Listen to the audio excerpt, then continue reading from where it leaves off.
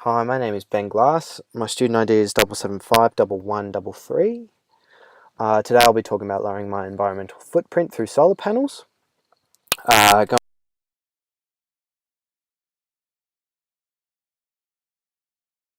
on to the next slide, the four areas of math we will be exploring in is finding the area of the roof, the approximate area of the roof space of the apartment block, the energy consumption and greenhouse gas benefits of using solar panels and what we're currently consuming, the financial benefits of installing solar panels, and lastly, does the benefits of solar panels outweigh the cost associated with getting them installed?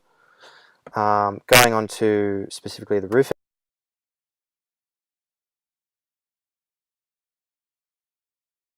area. The way I worked this out is that when I spoke to Eurosolar, the solar panel provider, they said that based on what they could see, the left side of the building is elevated, which is true, and it would end up costing significantly more to have the solar panels sitting throughout the elevated and then the lower section, because you've just got more cables running and there's just going to be the effort of living the solar panels into that space and so forth. So they said it's best it seemed like there was enough space to fit all the solar panels on the middle and right side of the building.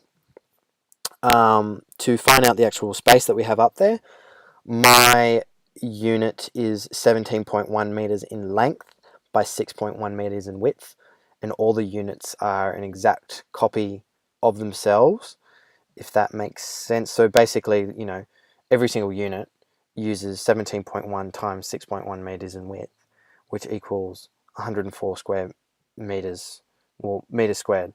Multiplying this number by 2, because obviously there's 3 units going across, but we're only using the middle and right side. We've got 208.62 meters square in usable roof space for the actual solar panels. So that's just a bit of data to keep, so we know how much space we can actually use for these solar panels to actually exist above the roof.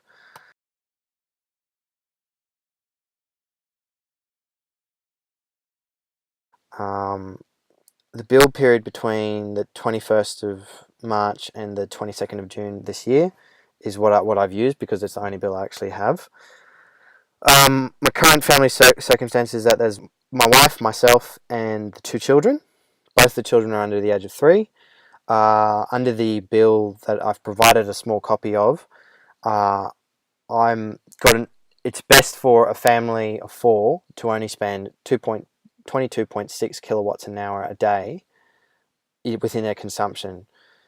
However, I'm spending 22.54, so I'm just under that range for kilowatts an hour in a day for 4 people. But my concern is that there are 2 children under the age of 3. They don't have Game Boys. They don't have any electrical appliances that they use, and yet, it's essentially, you've got to look at it as 2 adults spending all this energy between themselves, and it just seems rather strange that the largest expenditure, the 2 adults are spending so much. So realistically, the whole goal of solar panels is actually bring this number down significantly, or if not a little bit.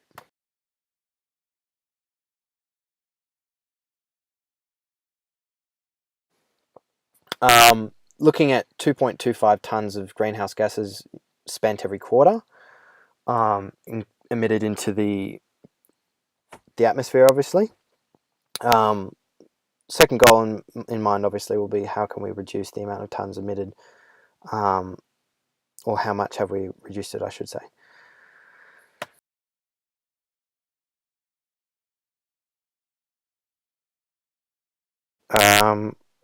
So mathematical assumptions we can make is that 2.254 kilowatts a day is what I spend over a period of 94 days, which equals 2,118.76 kilowatts in every quarter. If we multiply our quarterly energy expenditure by 4, again, it is 94 days, so it'd probably be a bit less on the next bill, but we're just making assumptions here. I will have consumed approximately 8,475.04 kilowatts an hour in a day, well, in a year, sorry.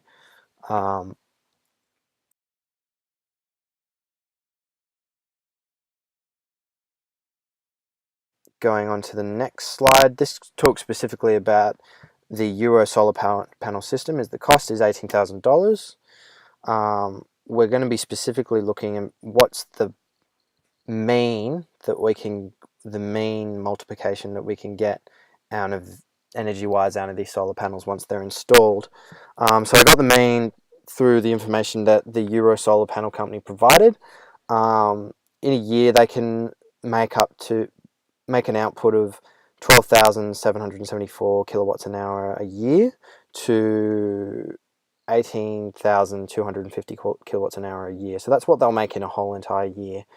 In order to get the mean, I got 12,700. I took those two numbers, I added them together, which added up to 31,024 kilowatts an hour a year, divided by that by 2, which equals 15,512 kilowatts an hour a year. So that's the mean average I took, because I thought that, well, I can't really calculate perfectly how much sunlight we'll get and what we'll make in a year, because there's going to be cloudy days and all these things. So I just took a mean average because I thought that was a fair look into what we could potentially get out of these solar panels.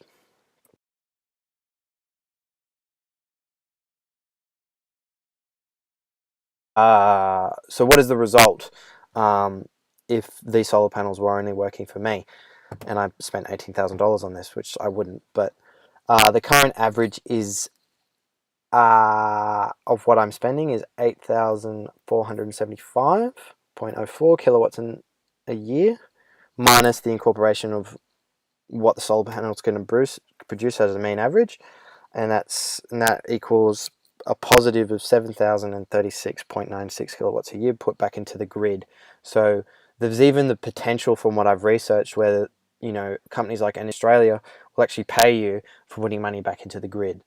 Again, when I spoke to Energy Australia, they said that within my area they don't actually provide that, but they do provide that in other areas of Australia. So if hypothetically I didn't live in Newport, New South Wales, I could potentially be making a small income for myself. Very, very small, but not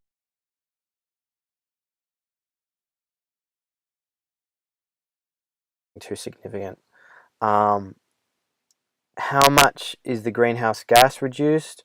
Based on the evidence above, these solar panels do in fact collect a mean average of what we're assuming. Solar panels would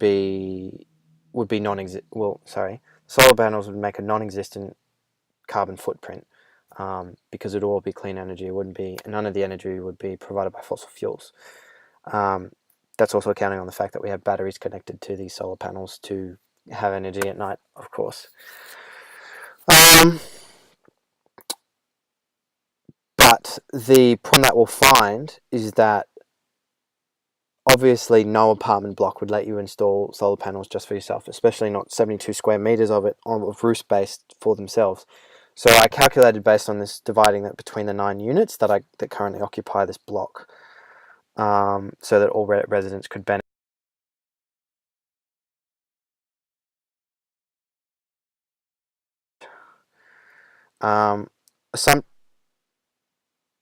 There's assumptions that I made, which is each unit holds a similar amount of people, which is 4, and we're saying 2 children, for example.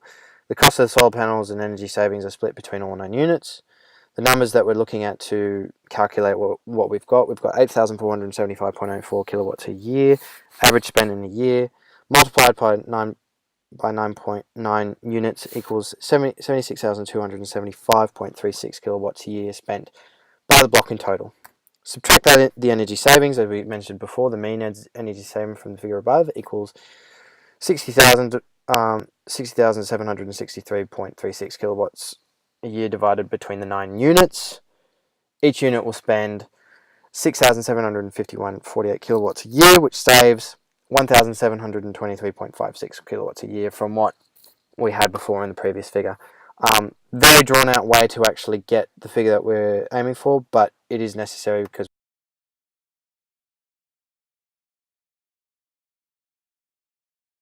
to recognize the significance of each saving that we're making. So how long does it actually take for all 9 units to actually pay this off? Like I said, it's an $18,000 investment. It's massive for anybody, even if you lived on your own. But let's look specifically at what each kilowatt costs to me currently. So if we take 2,119 kilowatts spent over 94 days, and divide that, if we take $535.88 for 94 days, divide that by 2,119.0 kilowatts an hour over the quarter, that equals 0.25 cents approximately for each kilowatt an hour used. Taking that number, we multiply that by 6,751.48, which is the savings that we've got from the solar panels, which equals 16,087.87 a year spent, compared to the original figure of $2,143.52 spent without solar panels and using just fossil fuel energies. How long will it take to pay off the savings collected? The cost was $18,000. $18,000 divided by 9 units equals $2,000 per unit, with a saving of $455.65 a year. It would take a little over 4 years, or approximately, again, I'm saying approximately because we just don't know what each season would look like with the bills, whether they'd go up and down. We'd be looking at approximately 52 months to begin benefiting from the savings produced through the solar panels. So those are all the figures that we're looking at. Overall, I think that bills are only getting higher and higher. Ultimately, I do think that you're going to get months and quarters that you potentially spend less, depending on how well built your unit is. For example, summer months, if you've got great cross ventilation, there's a lot of factors that we can put into play. But obviously, there's going to be times where you save more money and potentially save less. So it might even take less time to actually save to make up that cost that you spent on the solar panels as a whole block.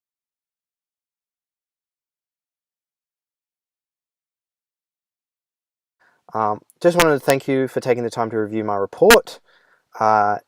Really appreciate you taking time. The next slide will provide some references of, if you're happy to review them, of where I got all my information from in regards to solar panels.